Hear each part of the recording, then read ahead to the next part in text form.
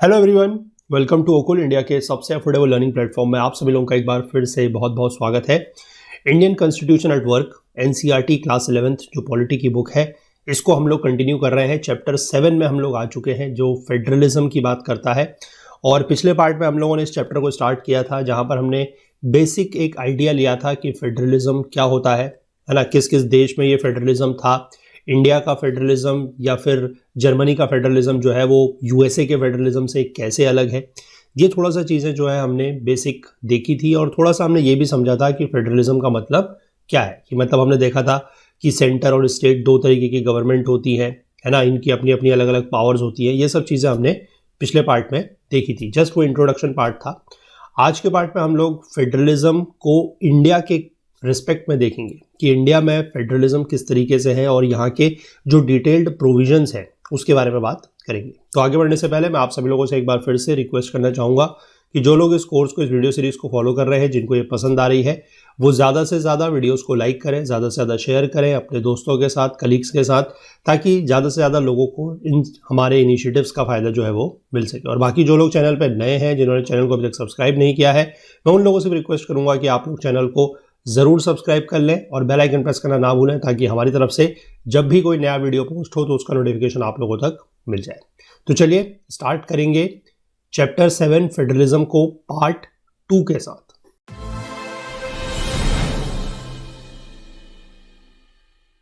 देखिए, कल का जो पार्ट था, मतलब जो पिछला पार्ट था, वो अगर आप लोगों को याद है, आप लोगों को अगर आपने पढ़ा है, तो उसी के आधार पर आप लोगों को यहाँ पर दो क्वेश्चंस दिए गए हैं। इन क्वेश्चंस का जवाब आप लोगों को बताना है। पहला क्वेश्चन ये कह रहा है कि who decides the powers of the central government in a federation. कि सेंट्रल गवर्नमेंट होती है, केंद्र सरकार जो होती है, उसको पावर यानी कि उसको शक्तियां कहाँ से मिलती हैं। आपको एक चीज़ तो ये बताना है। और दूसरा चीज़ है कि how are the conflicts between the central government and the states resolved in a federation. एक फेडरेशन अगर कोई है तो वहां पर अगर स्टेट्स और सेंट्रल गवर्नमेंट यानी कि केंद्र सरकार और राज्यों के बीच में अगर कोई भी कन्फ्लिक्ट या कोई भी लड़ाई झगड़ा होता है, कोई डिस्प्यूट होता है, तो उसको कैसे रिजॉल्व किया जाता है, ये आपको बताना है। तो ये दो सवालों के जवाब जो है वो आप लोग नीचे कमेंट सेक्शन में ज़रूर बताइएगा, है ना। पिछले पार्ट में ये चीज़ हमने डिस्कस करी है, इनके बारे में मैंने आपको बताया था। अगर आप लोगों ने वीडियो देखा है तो आप लोग इसको बड़े आराम से बता देंगे। थोड़ा बहुत इस तरह के क्वेश्चंस को हम लोग जो है सॉल्व करते चलेंगे, ताकि ये होगा कि हाँ, हमारी कितनी अंडरस्टैंडिंग बन रही है, कितना हम लोग चीज़ों को समझ रहे हैं। तो इसके जवाब आप लोग नीचे कमेंट सेक्शन में ज़रूर दीजिएगा। फिलहाल हम लोग आगे बढ़ते हैं और बात करते हैं federalism in the Indian constitution, यानी कि भारतीय संविधान में जो संघवाद है, जो फेडरलिज्म है, वो किस तरीके से है, देखते हैं। Even before independence, most leaders of our national movement were aware that to govern a large country like ours, it would be necessary to divide the powers between provinces and the central government. यानी कि आज़ादी से पहले हमारे जो नेता थे, हमारे जो लीडर्स हुआ करते थे, हमारे जो नेशनल मूवमेंट हुआ था जो उसके, उनको ये चीज़ पता थी कि हमारी जो कंट्री है उसका साइज़ कैसा है, बहुत बड़ा है ना, बहुत बड़ी हमारा देश है और डाइवर्सिटी वगैरह भी बहुत ज़्यादा है। तो इसलिए यहाँ पर सिर्फ एक गवर्नमेंट, जो वन गवर्नमेंट या आप कह सकते हैं कि सेंट्रल गवर्नमेंट होने से काम नहीं चलेगा कि सिर्फ और सिर्फ सेंट्रल गवर्नमेंट होगी और वो पूरे देश पर जो है राज कर लेगी या उसको प्रॉपरली उसको गवर्न कर लेगी, ऐसा पॉसिबल नहीं है। तो उनको भी ये लगा था कि हमें सेंट्रल गवर्नमेंट और प्रोविंसेस के बीच में क्या करना है, पावर्स को डिवाइड करना है। ये उनको पहले भी लग चुका था। And there was also awareness that Indian society had regional diversity and linguistic diversity। और ये चीज़ें भी पता थी कि यहाँ का जो अब इतना बड़ा देश है, डाइवर्सिटी है, तो वहाँ पर रीजनल डाइवर्सिटी भी बहुत ज़्यादा है और लिंग्विस्टिक, यानी कि लिंग्विस्टिक मतलब लैंग्वेज के आधार पर, और रीजनल मतलब एक तरीके से आप कह सकते हैं कि जो कल्चरल डाइवर्सिटी वगैरह है वो। तो इस डाइवर्सिटी को रिकॉग्निशन तो चाहिए, है ना। अब अगर आपके पास सिर्फ एक ही गवर्नमेंट होगी तो हो सकता है कि वो किसी प्रॉपर रीजन को, किसी प्रॉपर लिंग्विस्टिक जो ग्रुप है, जो लोग हैं, उनको प्रॉपर क्या करें, उनको प्रॉपर वो रिकॉग्नाइज नहीं करें। तो इसलिए इसको रिकॉग्निशन भी चाहिए।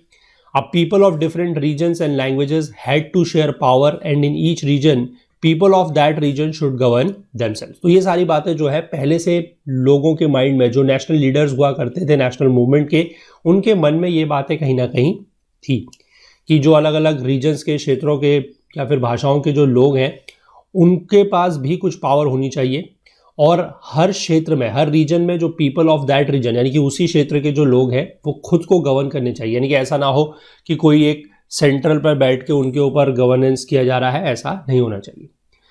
अब this was only logical if you wanted a democratic government. अब ये लॉजिकल भी तभी था जब हमें डेमोक्रेटिक सरकार चाहिए, है ना। डेमोक्रेसी का मतलब क्या होता है, अगर आप लोगों को पता है तो आप लोग कमेंट सेक्शन में बताइएगा कि वैसे जनरली दो वर्ड होते हैं, एक होता है डेमोक्रेसी और दूसरा वर्ड होता है, there is another word that is known as republic.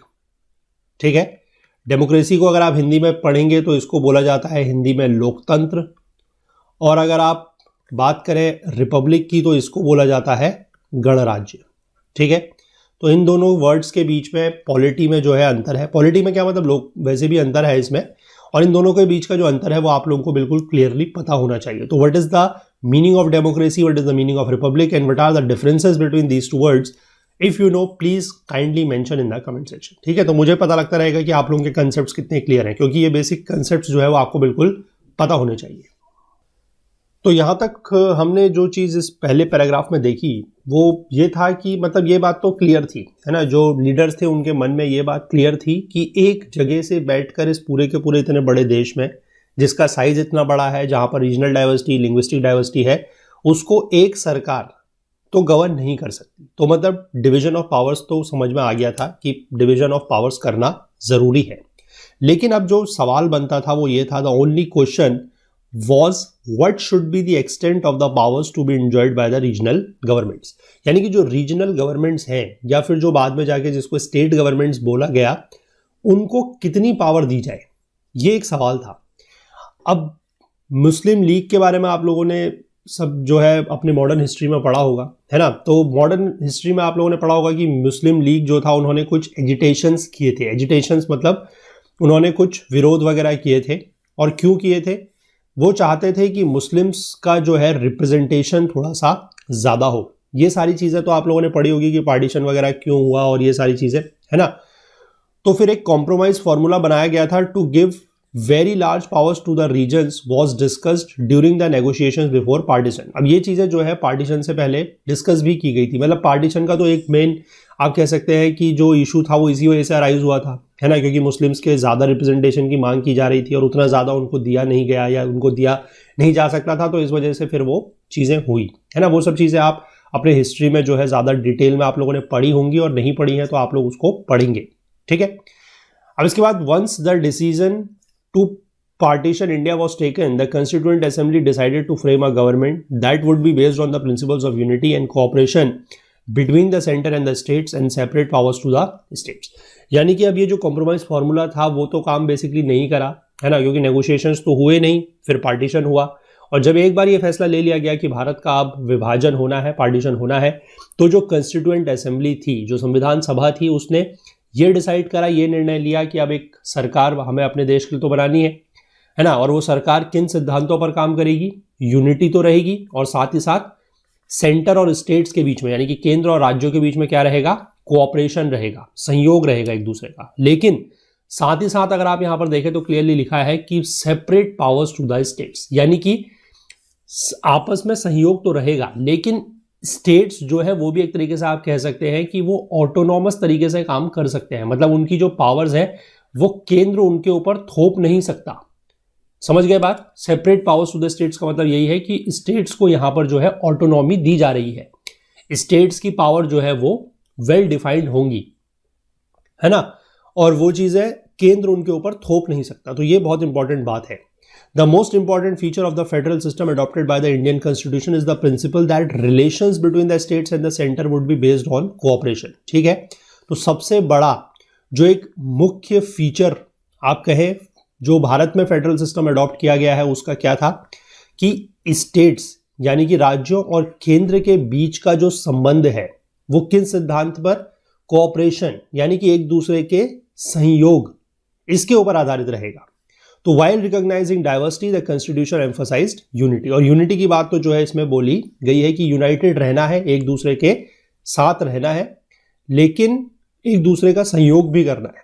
ठीक है, एक दूसरे के काम में जो है वो टांग नहीं अड़ानी है, एक दूसरे को परेशान नहीं करना है। एक दूसरे से मतलब मेरा संबंध किससे है, सेंटर और स्टेट से। ठीक है, चलिए, तो एक आप ये समझ सकते हैं कि जो हमने पिछले लेक्चर में बात करी थी कि रशिया में ये चीज़ें हुई, यूएसएसआर में हुई, या फिर हमने जैसे एग्जांपल देखा नाइजीरिया में ये सब चीज़ें हुई, तो उसके मुकाबले आप ये देख सकते हैं कि इंडिया में जो एक बहुत important feature, Indian federal system का जो एक बहुत इंपॉर्टेंट फीचर था, वो आप कह सकते हैं कोऑपरेशन, है ना। हमने ये बात करी कि एक दूसरे को हम क्या करेंगे, आपसी सहयोग करेंगे, मदद करेंगे, एक दूसरे के काम में जो है वो टांग नहीं अड़ाएंगे। अब इसके बाद यहां पर ये लिखा गया है कि do you know for example that the constitution of India does not even mention the word federation. यानी कि जो हम बात तो इतनी देर से कर रहे हैं कि फेडरल सिस्टम हमारे वहां है, फेडरेशन है, लेकिन संविधान में ये शब्द जो है कहीं पर भी मेंशन नहीं किया गया है। ये इंपॉर्टेंट स्टेटमेंट आप लोगों के लिए हो सकता है प्रीलिम्स पॉइंट ऑफ व्यू में, कभी जो है आपसे क्वेश्चन स्टेटमेंट फॉर्म में पूछा जाए तो उसमें बोला जा सकता है कि फेडरेशन वर्ड जो है वो मेंशन है या नहीं है। तो आपको ध्यान रखना है कि फेडरेशन वर्ड जो है वो कॉन्स्टिट्यूशन में मेंशन नहीं है। कॉन्स्टिट्यूशन जो है वो इंडिया को कैसे डिस्क्राइब करता है, आर्टिकल 1 का जो क्लॉज 1 है वो कहता है कि India that is Bharat shall be a union of states. ठीक है, ध्यान रखेंगे इस वर्ड पर, यूनियन ऑफ स्टेट्स इसको बोला गया है, that is not the federation of states. Federation of state नहीं बोला है, यूनियन ऑफ स्टेट है। ठीक है, और साथ ही साथ दूसरा बोला है कि states and the territories thereof shall be as specified in the first schedule. जो पहली अनुसूची हमारी है उस पर क्या किया जाएगा, जो भी स्टेट्स हैं, जो टेरिटरीज हैं, उनका स्पेसिफाई किया जाएगा कि कौन सी स्टेट है ना। जब भी स्टेट्स के नाम वगैरह चेंज होते हैं, जब भी कोई नया स्टेट बनता है, तो ये फर्स्ट शेड्यूल में चेंज जो है वो किया जाता है। तो ये भी आपको पता होना चाहिए। स्टेटमेंट फॉर्म में कभी कभी क्वेश्चन ये भी पूछा जा सकता है कि जैसे अभी मान लीजिए 2019 में जम्मू कश्मीर जो था स्टेट, उसको 2 यूनियन टेरिटरी में डिवाइड कर दिया गया है, तो फिर यहाँ पर फर्स्ट शेड्यूल में अमेंडमेंट हुआ, है ना। तो ये चीज़ें इस तरीके से आपको थोड़ा सा ध्यान रखनी चाहिए कि फर्स्ट शेड्यूल में ये चीज़ें मेंशन है। अब यहाँ पर जो ये चीज़ यूनियन ऑफ स्टेट दिया गया है, इसके पीछे एक मकसद था, और वो मकसद क्या था, 2 मकसद ये थे। मतलब एक तो बात ये थी कि स्टेट्स के बीच में कोई आपस में एग्रीमेंट नहीं हुआ था। ठीक है, स्टेट्स के बीच में आपस में कोई एग्रीमेंट नहीं हुआ था कि वो एक दूसरे के साथ बने रहेंगे, है ना। क्योंकि देखिए, यूनियन ऑफ स्टेट्स का मतलब ही यही है कि हम एक दूसरे के साथ हैं, लेकिन हमारे बीच में कोई एग्रीमेंट नहीं है। ठीक है, और दूसरी बात यह है कि they have no right to secede. Secede करने का मतलब होता है कि वो एक दूसरे से अलग नहीं हो सकते। अगर आप 2 लोग, या मान लीजिए कोई आपकी टीम है ना, चाहे आपके फ्रेंड्स हैं, चाहे आप कोई मतलब कहीं ऑफिस में है, या कहीं पर आपका बिजनेस है, कुछ भी चीज़ है, अगर आपकी कोई टीम है, अगर उस टीम में 5 लोग हैं और उनके बीच में कोई एग्रीमेंट हुआ है कि हम लोग जो है साथ मिलकर काम करेंगे, तो उनके पास एक ये भी पावर है कि वो उस एग्रीमेंट को ब्रीच कर सकते हैं, है ना, उस कॉन्ट्रैक्ट को ब्रीच कर सकते हैं, और उसके आधार पर वो सीसीड भी कर सकते हैं, एक दूसरे से अलग भी हो सकते हैं। लेकिन जब कोई एग्रीमेंट है ही नहीं तो फिर सीसीड होने की तो बात ही नहीं होती, है ना। तो इसीलिए बेसिकली इसको यूनियन ऑफ स्टेट्स किया गया है, और ये चीज़ें इसीलिए की गई है ताकि कोई भी राज्य जो है वो यहाँ से अलग होने की बात नहीं करे। मतलब ये सारी की सारी जो पावर्स है वो भी हम आगे जाके देखेंगे कि हालांकि हम लोग बात कर रहे हैं कि स्टेट्स जो है वो अलग नहीं हो सकते, या स्टेट्स का नाम वगैरह चेंज करने की बात है, ये सब चीज़ें हैं, लेकिन ये सारी की सारी पावर जो है वो यूनियन के हाथ में है। ठीक है, वो यूनियन के हाथ में है। स्टेट्स का उसमें एज सच रोल बहुत ही, आप कहेंगे, नेग्लिजिबल रोल है, ना के बराबर है। अभी आगे हम देखेंगे उसको भी। अब हम आ गए अपने मेन मुद्दे पर, जो है division of powers. Division of powers तो हमें पता ही है कि फेडरल सिस्टम है तो डिवीजन ऑफ पावर्स तो हो गई। तो there are 2 set of governments created by the Indian constitution. भारतीय संविधान ने जो है 2 सेट ऑफ गवर्नमेंट्स बनाया है। एक तो एंटायर नेशन के लिए है, जिसको हम लोग यूनियन गवर्नमेंट या फिर सेंट्रल गवर्नमेंट बोलते हैं, और दूसरा जो है that is for each unit और state called the state government. यानी कि हर राज्य के लिए जो है वो अपनी अपनी एक गवर्नमेंट है, जिसको हम राज्य सरकार या स्टेट गवर्नमेंट बोलते हैं। And both of these have a constitutional status and clearly identified area of activity। ये सबसे बड़ा इंपॉर्टेंट बात है जो मैं आपको बताते रहा हूं कि दोनों के दोनों जो ये गवर्नमेंट्स हैं, स्टेट गवर्नमेंट और सेंट्रल गवर्नमेंट, इनके पास कॉन्स्टिट्यूशनल स्टेटस है। मतलब ये इनकी पावर्स जो है वो अलग अलग डिफाइन की गई है, और इनका जो एरिया ऑफ एक्टिविटी है वो भी क्लियरली मेंशन है कि कहां पर ये लोग किस तरीके से काम करेंगे। If there is any dispute about which powers come under the control of the union and which under the states, this can be resolved by the judiciary on the basis of the constitutional provisions। अब कभी कभी ऐसा हो भी सकता है कि कोई ऐसा इशू है या कोई ऐसा सब्जेक्ट है कि जिसके ऊपर ये नहीं पता लग रहा है कि ये यूनियन इसके ऊपर लॉ बनाएगा या स्टेट्स इसके ऊपर लॉ बनाएगा, तो वो सारा का सारा जो रिजॉल्व है, वो डिस्प्यूट जो रिजॉल्व करेगा, वो फिर कौन करेगा, that will be done by the judiciary. और जुडिशरी भी कोई अपने मन से नहीं करेगा। कॉन्स्टिट्यूशन में ये सारे के सारी चीज़ें लिखी गई हैं प्रॉपर कि कौन से सब्जेक्ट जो है वो स्टेट के अंडर आएंगे, कौन से सब्जेक्ट जो है वो यूनियन के अंदर आएंगे, तो उनको लेकर उसके आधार पर मतलब कॉन्स्टिट्यूशनल प्रोविजंस के आधार पर जुडिशरी जो है वो फिर क्या करेगी, जुडिशरी उस डिस्प्यूट का रिजॉल्व करेगी। ठीक है, कॉन्स्टिट्यूशन ने जो है क्लियरली सब्जेक्ट्स को डिमार्केट किया है कि which are under the exclusive domain of the union and those under the states. अभी अगले पेज में ये चीजें दी गई है। बेसिकली ये सारी की सारी जो बात है वो आपको मैं अगर बताऊं तो शेड्यूल 7 जो 7वीं अनुसूची है वहां पर आपको क्लियरली ये डिवीजन ऑफ पावर्स दिए गए हैं। ठीक है, अभी अगले पेज में दिया गया है, वहां पर हम लोग देख लेंगे। तो one of the important aspects of this division of powers is that economic and financial powers are centralised in the hands of central government by the constitution. अब उसमें एक ये इंपॉर्टेंट चीज है, ये आपको समझना भी चाहिए कि इकोनॉमिक और फाइनेंशियल पावर्स जो है ज्यादातर मोस्ट ऑफ देम वो सेंट्रलाइज्ड है, मतलब वो किसके पास है, सेंट्रल गवर्नमेंट के पास है। ये लाइन बहुत इंपॉर्टेंट है और ये लाइन अगर आप समझ जाएंगे या इस लाइन को अगर आप लोग ध्यान रखेंगे तो ये आप लोगों के बहुत जगह पर काम आ सकती है। ठीक है, अभी मैं बताऊंगा कैसे, इस चीज को ध्यान रखिएगा कि most of the economic powers और फाइनेंशियल पावर जो है वो सेंट्रल गवर्नमेंट के पास है। स्टेट्स के पास जो है रिस्पॉन्सिबिलिटीज तो बहुत ज्यादा है, स्टेट्स के पास जिम्मेदारियां बहुत ज्यादा है, लेकिन they have very meagre revenue resources. लेकिन उनके पास रेवेन्यू के जो साधन है वो बहुत ही कम है। रेवेन्यू मतलब क्या होता है, राजस्व, जो सरकार की कमाई होती है, इनकम होती है, आमदनी होती है, दैट इज रेवेन्यू सोर्सेज। तो वो रेवेन्यू सोर्सेज बहुत कम है। और रेवेन्यू सोर्सेज अगर हम बात करें तो मेजर रेवेन्यू सोर्स क्या होते हैं, दे आर द टैक्सेस। जो हम लोग टैक्स पे करते हैं, जो हम लोग कर जो है वो पे करते हैं, अलग अलग तरीके का टैक्स होता है, इनकम टैक्स है, कॉर्पोरेशन टैक्स है ना, बाकी जो जीएसटी वगैरह है वो सारे के सारे जो टैक्सेस हैं अलग अलग तरीके से, डायरेक्ट टैक्सेस, इनडायरेक्ट टैक्सेस, तो वही सरकार के लिए मेन एक रेवेन्यू का सोर्स है। तो यहां पर आप बात को समझ गए कि इकोनॉमिक और फाइनेंशियल पावर ज्यादा जो है वो केंद्र सरकार के पास है, मतलब जो टैक्सेस का ज्यादा पैसा है वो किसके पास जाता है, केंद्र सरकार के पास। राज्यों के पास जिम्मेदारियां तो बहुत दी हुई हैं, रिस्पॉन्सिबिलिटीज बहुत है, लेकिन रेवेन्यू सोर्सेज जो है वो बहुत कम है। तो अगर आप लोग थोड़ा सा इस चीज को विजुअलाइज कर पा रहे हैं तो यहीं से आपको एक प्रॉब्लम का एक आपको वो दिख रहा होगा कि यहां पर एक प्रॉब्लम है। प्रॉब्लम क्या है कि राज्यों के पास जिम्मेदारियां बहुत है, रेवेन्यू सोर्सेज बहुत कम है, तो वो क्या करेंगे, क्या हम अपनी जिम्मेदारियों को पूरा कैसे कर पाएंगे, है ना, अपना काम पूरी तरीके से कैसे सही कर पाएंगे। काम तो बहुत करना है, पैसा है नहीं। ठीक है, और सेंट्रल गवर्नमेंट के पास ऐसा नहीं है कि पैसा बहुत है और काम नहीं है, काम उनके पास भी है, लेकिन उनके पास पैसा है तो वो काम कर सकते हैं। तो यहां पर आप एक तरीके से समझ सकते हैं कि कुछ कंफ्लिक्ट आपको थोड़ा बहुत कहीं पर दिख रहा होगा, है ना। जैसे मतलब मैं ये बता रहा हूँ कि जैसे सास बहू का सीरियल होता है ना, जैसे मतलब चलते हैं डेली सोप्स वगैरह, अगर आपको कोई देखता है, आप या आपके फैमिली में, तो उसमें ये होता है कि अगर घर में कोई लड़ाई झगड़ा होने वाला होगा तो उसका 2-3 एपिसोड पहले ही आपको पता लग जाता है, आपको एक आइडिया आ जाता है कि 2-3 एपिसोड के बाद कोई लड़ाई वगैरह होने वाली है। तो यहां पर भी आपको ये चीज मैं वैसे ही बता रहा हूं कि एक पूर्व भूमिका बन रही है कि राज्यों के पास पैसा कम है, केंद्र के पास पैसा ज्यादा है, राज्यों के पास जिम्मेदारियां ज्यादा है, तो हो सकता है कि कहीं पर कुछ कंफ्लिक्ट हमें आगे जाके देखने को मिले। चलिए आगे देखते हैं। अब इसके बाद यहां पर क्या लिखा है, एक क्वेश्चन दिए गए हैं, क्या है कि do you think that there is a need for mentioning residuary powers separately and why. अभी ये रेसिडुअरी पावर्स तो अभी हमें नहीं पता, अभी हम अगले पेज में देखते हैं, फिर वहां पर मैं आपको बताता हूं कि रेसिडुअरी पावर्स क्या होती है, उसके बाद आप इसका जवाब जो है दे सकते हैं। और दूसरा क्वेश्चन है कि why do the states feel dissatisfied about the division of powers. ठीक है, कि राज्य जो है वो इस डिवीजन ऑफ पावर से असंतुष्ट क्यों है ना, क्यों है, इसका जवाब आप लोग बताएंगे। अब थोड़ा बहुत चीजें मैंने आपको समझाई है, क्यों असंतुष्ट है इसका जवाब आप लोग बताएंगे। चलिए आगे देखते हैं। अब यहां पर आप लोग आ गए, वो जो हम लोग बात कर रहे थे शेड्यूल 7 की, उसमें ये सारी चीजें मेंशन की गई हैं। ठीक है, सबसे पहली बात तो ये मैं आपको बता दूं कि ये जो डिवीजन ऑफ पावर्स दिए गए हैं, जो सब्जेक्ट्स मेंशन किए गए हैं एक्सक्लूसिवली, वो शेड्यूल 7 में है।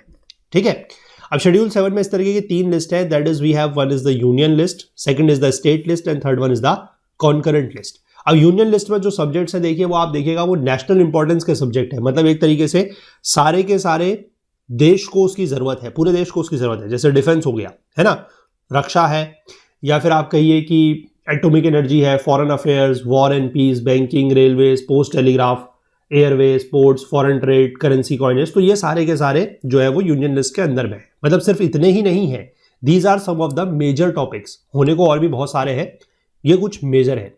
अब ये अगर यूनियन लिस्ट में है तो इसके ऊपर जो लॉज हैं वो कौन बनाएगा, यूनियन लेजिस्लेचर इसके ऊपर लॉ बनाएगा। ठीक है, union legislature alone can make laws on these matter. अब यूनियन लेजिस्लेचर मतलब क्या होता है? पार्लियामेंट। ठीक है, जो हमारी पार्लियामेंट है जो दिल्ली में बैठती है और जिसकी नई बिल्डिंग भी बन रही है, आप लोगों को शायद पता होगा, न्यूज़ वगैरह आप लोग सुनते होंगे तो, है ना। तो पार्लियामेंट जो है इनके ऊपर लॉज बना सकती है इन सब्जेक्ट्स के ऊपर। अब उसके बाद दूसरा आ जाते हैं स्टेट लिस्ट में। इसमें कुछ सब्जेक्ट्स हैं जैसे कि एग्रीकल्चर, पुलिस, है ना, prison, local government. Local government मतलब जो आपकी म्यूनसिपैलिटीज वाली लेवल की गवर्नमेंट होती है ना, थर्ड टीयर की जो गवर्नमेंट होती है वो वाली। Public health, land, liquor, trade and commerce, live stock, animal husbandry, state public services, ये सारी की सारी किसमें आती है? स्टेट लिस्ट में। अब नॉर्मली इनके ऊपर जो है स्टेट लेजिस्लेचर क्या करता है? लॉज बनाता है। स्टेट लेजिस्लेचर मतलब आपका जो लेजिस्लेटिव असेंबली है या जहां पर लेजिस्लेटिव काउंसिल है, तो उस तरीके की चीजें, मतलब जो आपकी विधानसभा या विधान परिषद होती है वो इनके ऊपर लॉज बनाती है। लेकिन ये लिखा गया है नॉर्मली।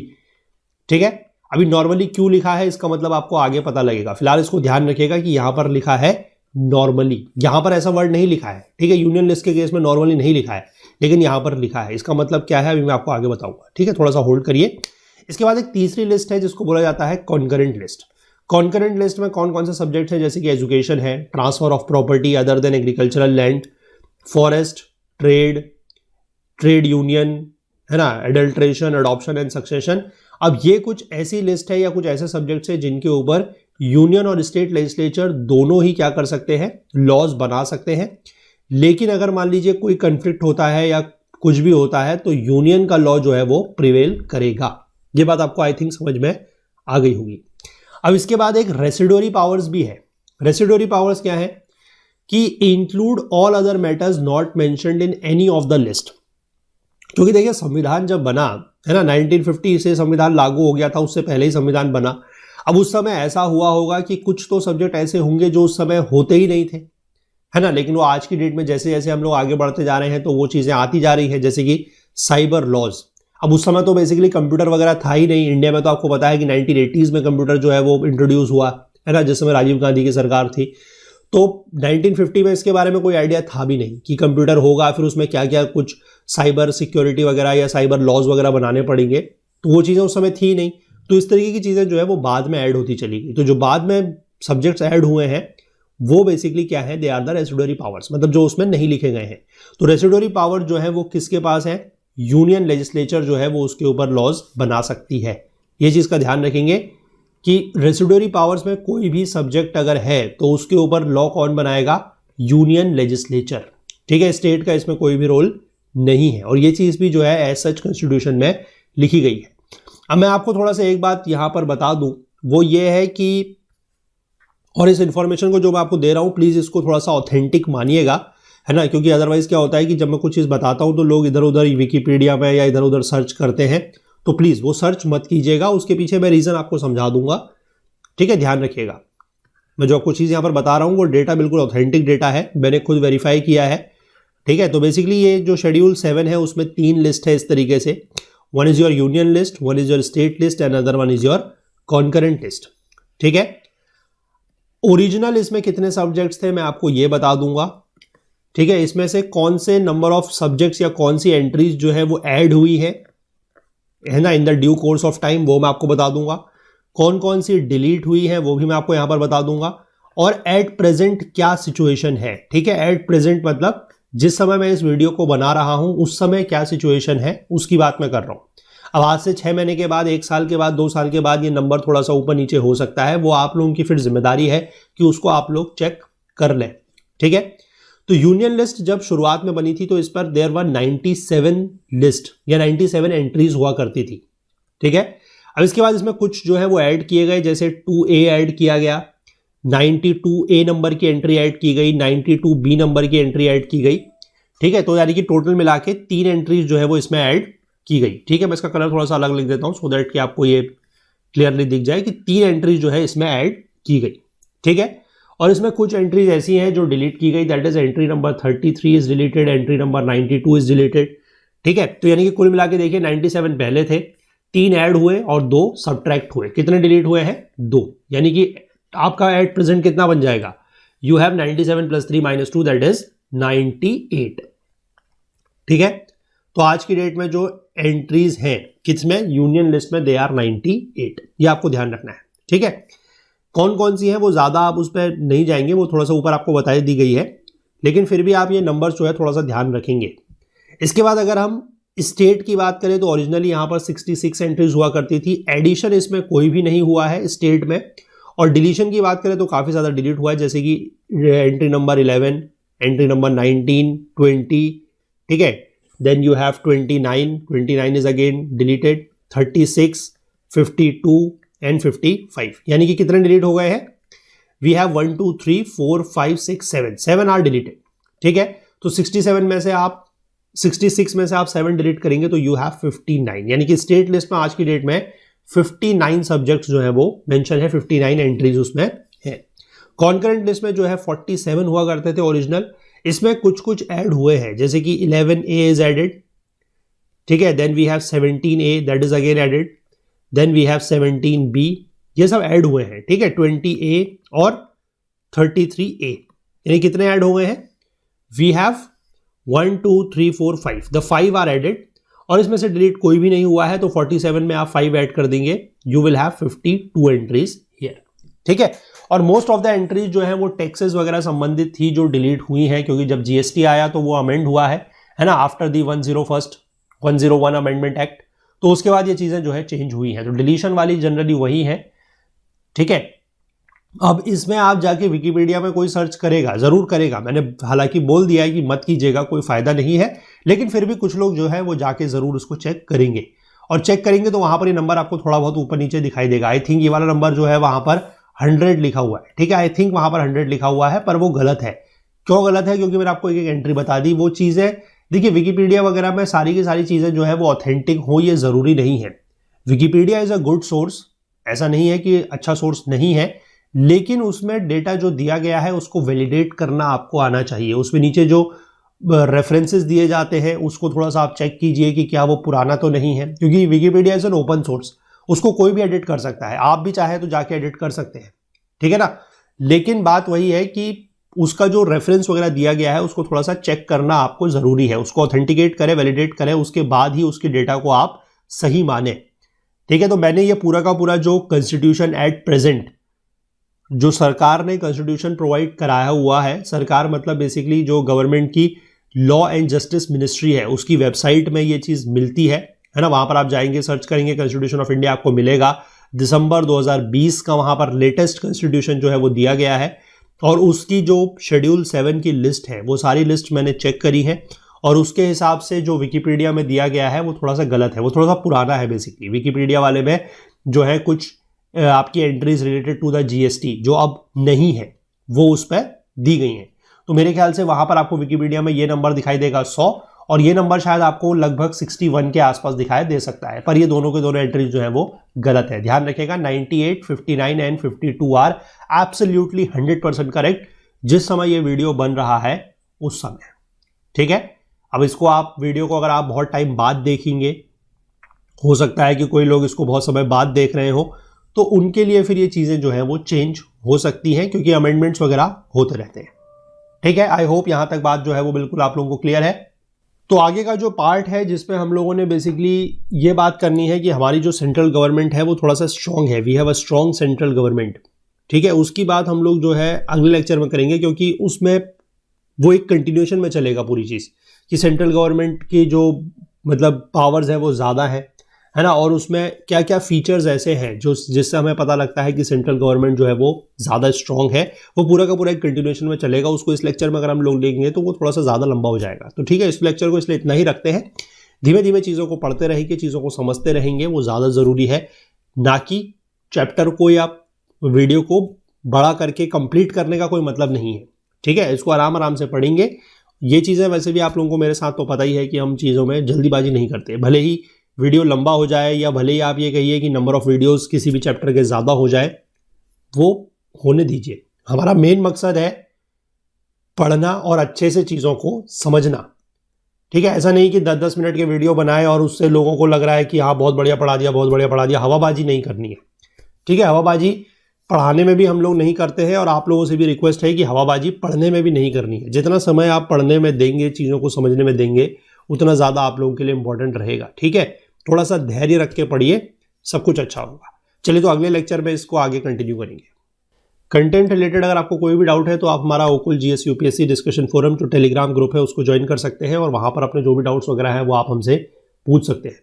फुल कोर्स में आप लोग एनरोल करना चाहते हैं तो वहां पर एनरोल कर सकते हैं, उसका लिंक आपको नीचे डिस्क्रिप्शन में मिल जाएगा, वहां पर आपको पीडीएफ नोट्स वगैरह भी इसके मिल जाएंगे।